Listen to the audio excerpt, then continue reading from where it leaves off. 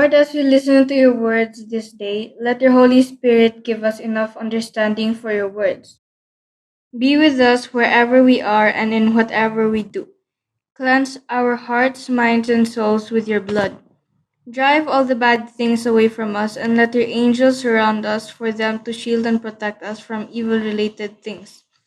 Heal all the people that needs healing physically or emotionally. Be with us so that all the negativities given by the devil will all turn to positivities. In your mighty heavenly name, Jesus Christ, I pray.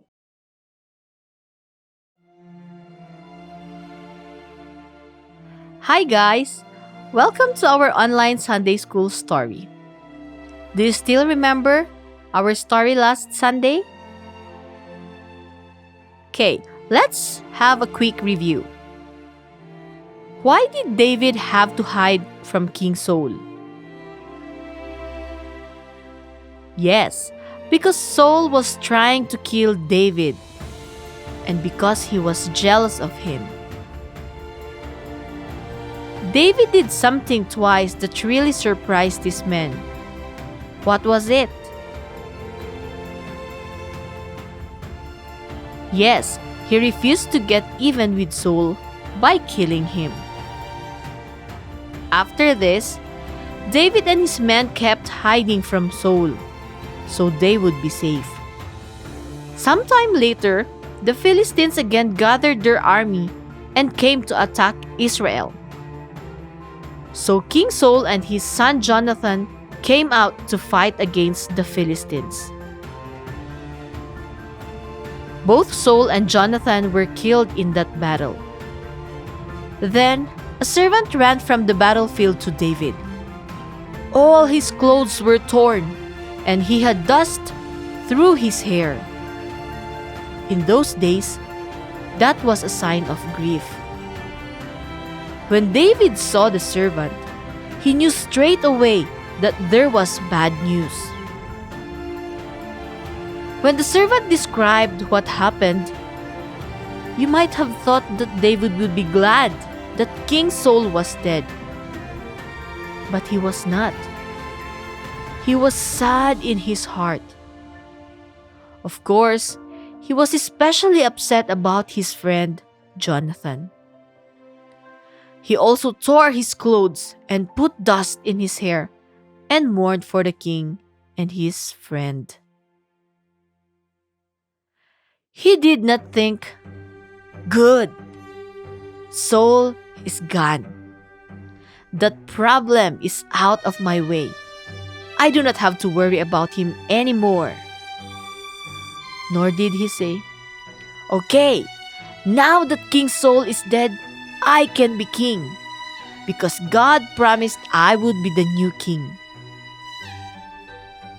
No, he did not think that way. David was not that sort of person. He was not proud, and he was not pushing himself forward to be the best. David was really humble, so he just prayed and said, "Lord, what shall I do now? Should I go up to Israel?" God answered David and he said, "Yes, go up to the city of Hebron." So David went up to Hebron, not knowing what would happen. He did not march up there demanding that he would be the king. When he arrived at Hebron, the leaders of the tribe of Judah came together and said, "David, we want you to become our king." So they gave him a kingly robe to wear and put a crown on his head. At this stage, he was only made king over the tribe of Judah, not over the whole Israel. Then 10 tribes in the northern part of Israel had taken one of Saul's sons, a man called Ishbosheth, and they made him king over the rest of Israel. Now, do you remember the promise of God to David? He said before, "David, you are going to be king over all Israel." But David did not push himself forward, and he said, "It is not fair. I should be the king over Israel." No. David was happy just to be king over Judah. As David would not lift a finger to fight against King Saul, so he would not lift a finger to fight against Ishbosheth. Even though Ishbosheth should not have been made king over the northern part of Israel. I can imagine David saying, "Lord, I will be patient. I will wait." And David had to wait patiently for 7 whole years. Finally, some of the people in the northern part of Israel said, "We have had enough of Ishbosheth. He is a weak person. We want David to be our king." So you know what they did?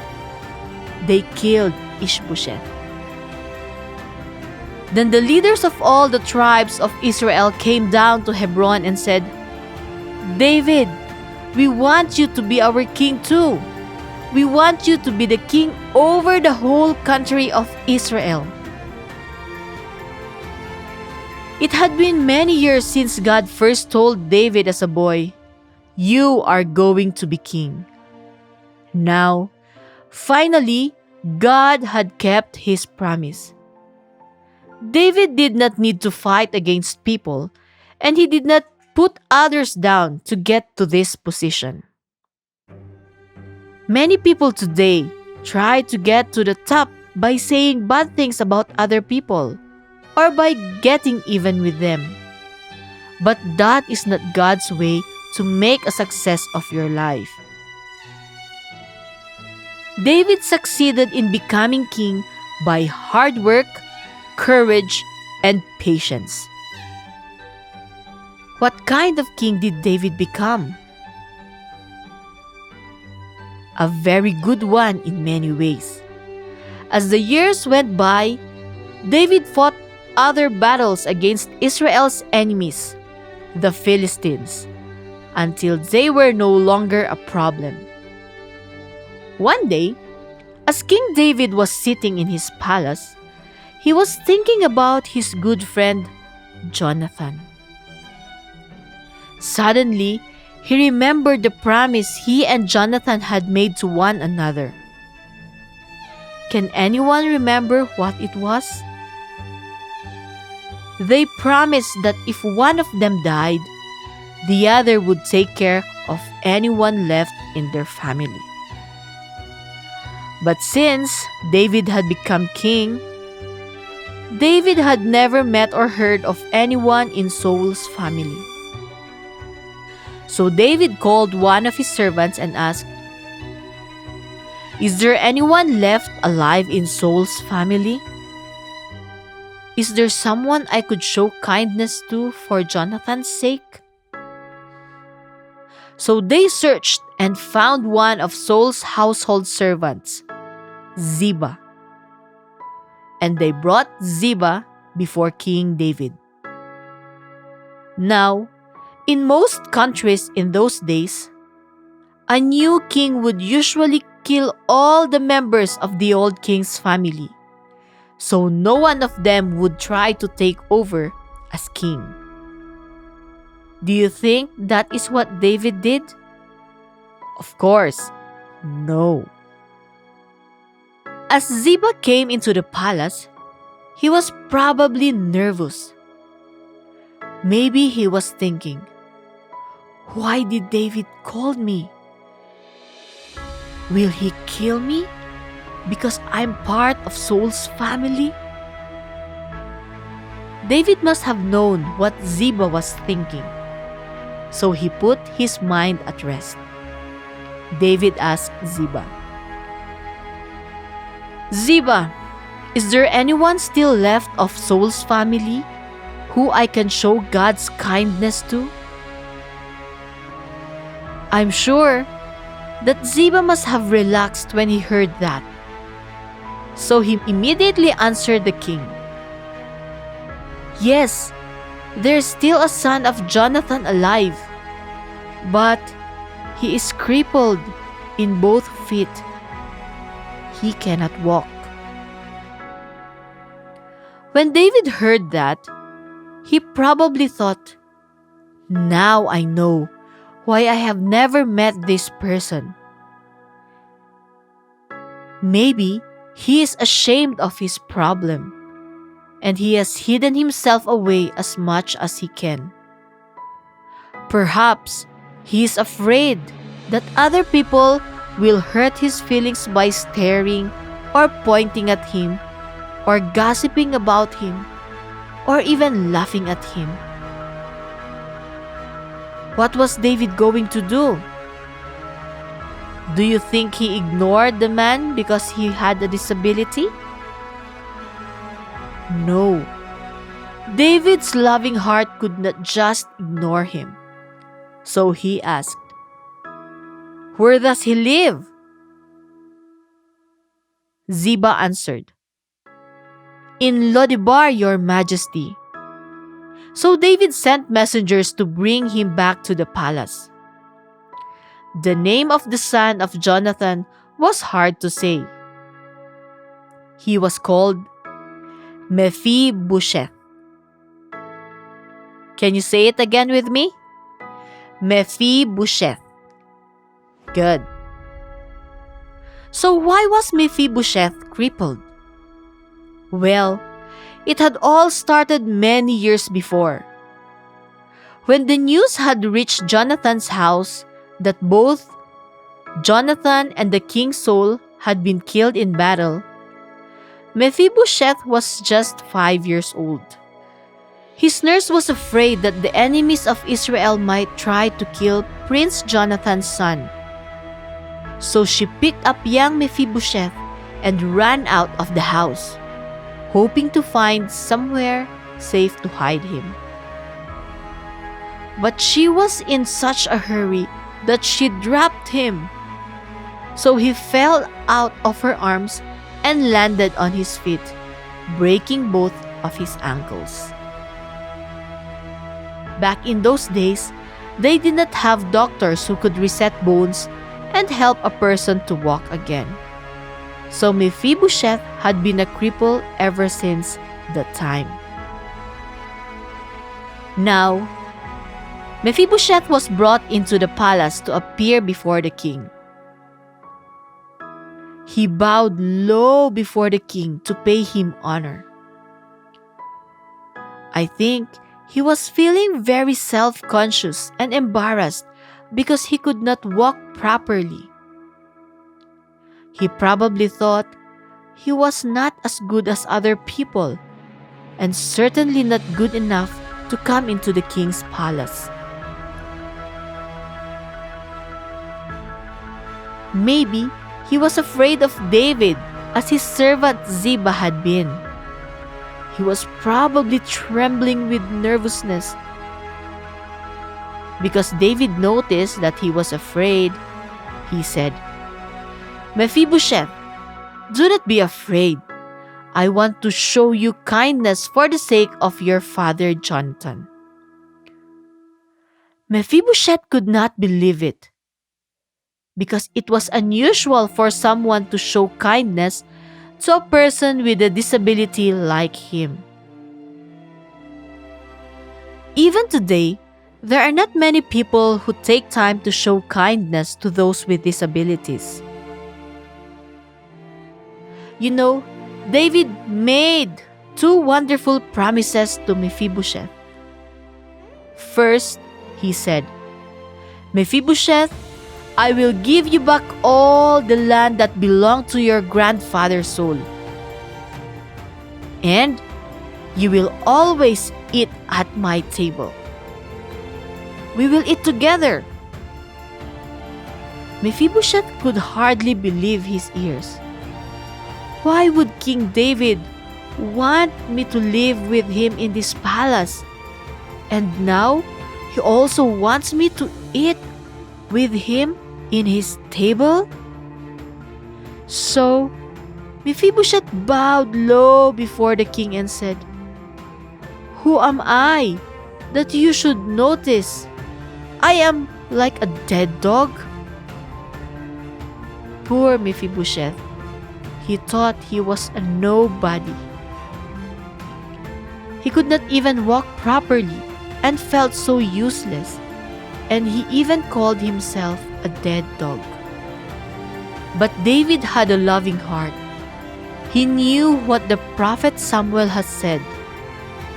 People look on the outside appearance, but the Lord looks on the heart. He was not looking on the outside of Mephibosheth and seeing a crippled man.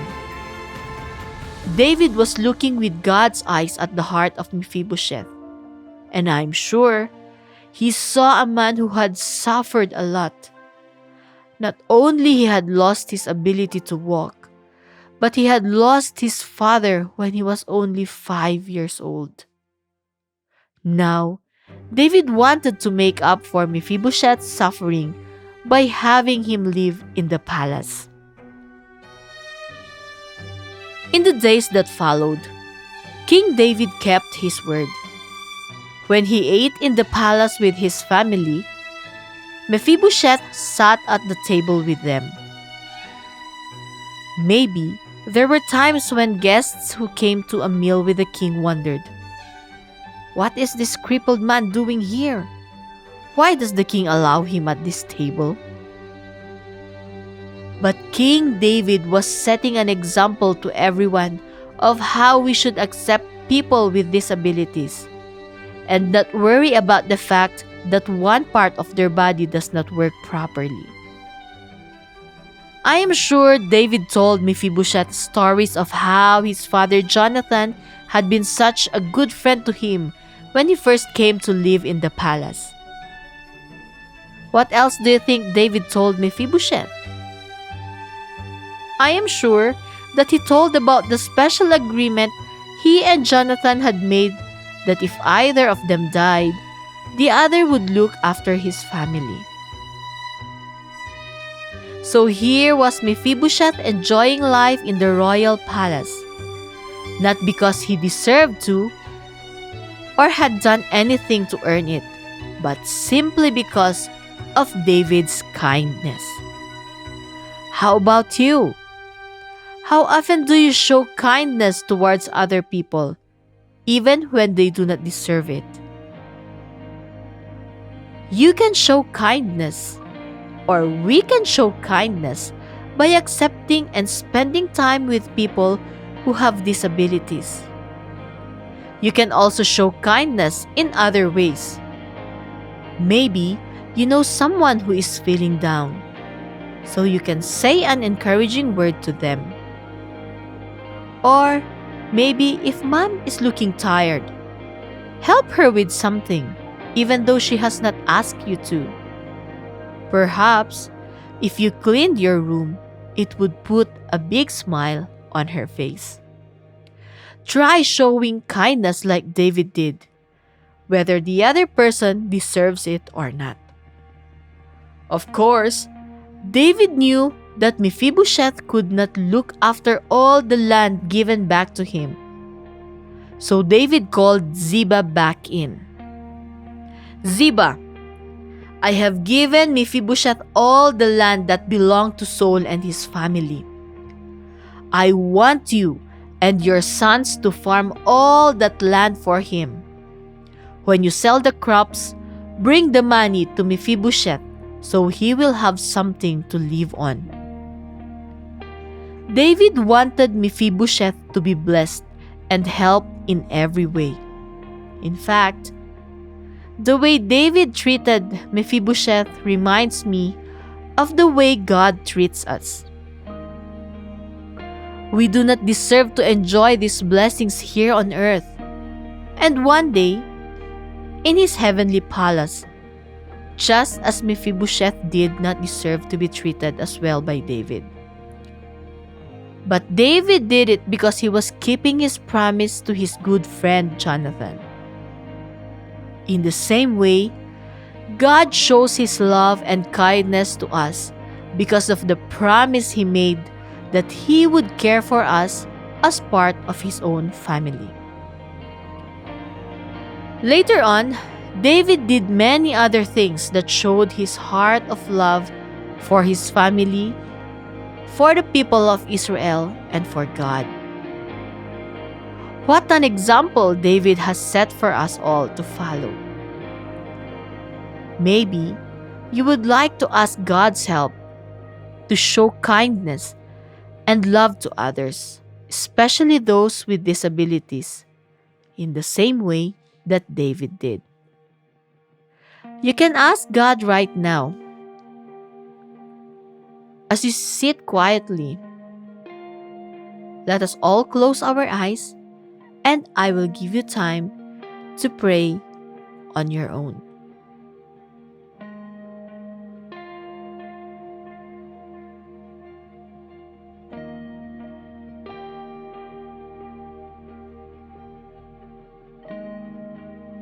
Have a blessed Sunday, everyone!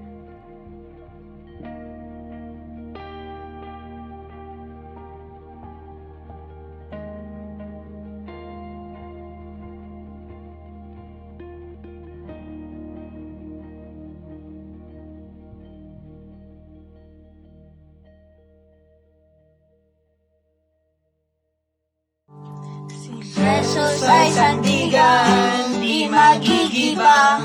Si Hesus ay sandigan, di magigiba. Kasintagan ng kabundukan, di magigiba. Ako ay sandigan, di magigiba. Ako ay sandigan, di magigiba. Kasintagan ng kabundukan, di magigiba. Ikaw ay sandigan, di magigiba. Ikaw ay sandigan, di magigiba. Kasintagan ng kabundukan, di magigiba. Tayo ay sandigan, di magigiba. Tayo ay sandigan, di magigiba. Kasintagan ng kabundukan, di magigiba. Si Hesus ay sandigan, ako ay sandigan, ikaw ay sandigan, tayo ay sandigan, di magigiba. Si Hesus ay sandigan, ako ay sandigan, ikaw ay sandigan, tayo ay sandigan, di magigiba. Kasintagan ng kabundukan, di magigiba.